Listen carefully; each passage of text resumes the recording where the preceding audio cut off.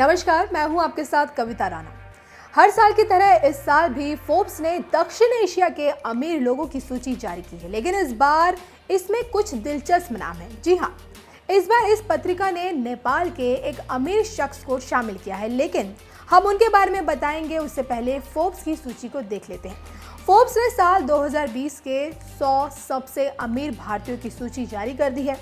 इस सूची में कई नाम पहली बार शामिल हुए हैं।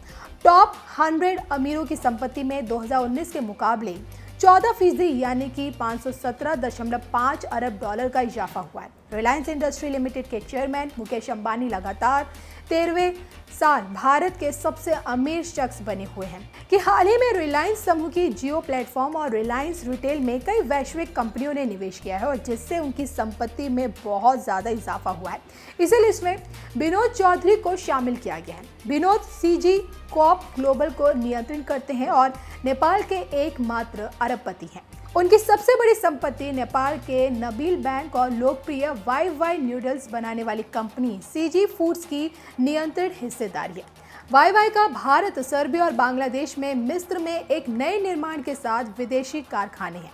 सीजी की होटल संपत्तियों में 30 स्वामित्व वाली और 55 प्रतिबंध संपत्तियां शामिल हैं, जिसमें भारत की ताज होटल श्रृंखला के साथ लग्जरी होटल भी शामिल है। विनोद के बेटे निर्वाण नेपाल में और राहुल और वरुण विदेशों में रहते हैं। तो आप समझ सकते हैं कि किसी नेपाली बिजनेसमैन को पहली बार किसी पत्रिका ने पहली बार शामिल किया है।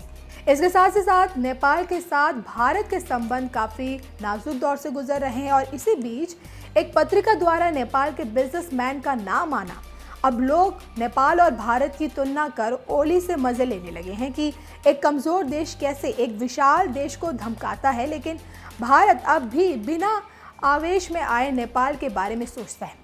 लेकिन नेपाल है कि सदियों पुराने रिश्ते को तार तार कर रहा है और अपनी क्षमता और अपनी ताकत पर ध्यान देने के बजाय चीन के चढ़ाने पर भारत से संबंध खराब कर रहा है।